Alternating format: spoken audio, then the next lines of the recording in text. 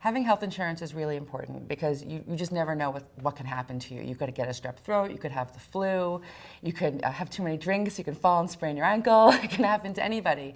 And even though you're young and you're healthy, these things can take you by surprise. And you just don't want to end up being hounded with bills when you don't have to be. You know, you can get covered. It's not the end of the world to get health insurance, even though it seems that way. I love helping people navigate the health insurance system. I know that's very strange, but I genuinely, I think it's so important. I've had friends tell me that they've sprained their ankle and bought a boot on Amazon to save money, that they've bought a sling on Amazon if they've like broken their own arm. A friend of mine told me that she had a friend of hers who worked in a morgue take out her stitches because she didn't want to pay the cost of going to the hospital.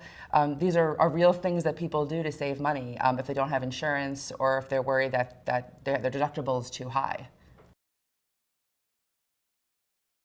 I quit my job in 2014 and I decided that I wanted to go freelance, so I had to pursue Obamacare. So it was a little overwhelming at first. I used the New York Health Exchange, and it was pretty confusing. I can't lie. There's a lot of different plans out there.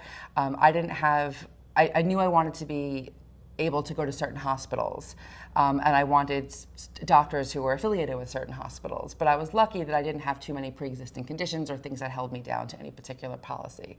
I found Oscar in New York State, and I found them to be really helpful. But throughout the entire process, I kept thinking it would be so nice if there was an easier way to shop for it and compare without, because it was hard to do it on my own.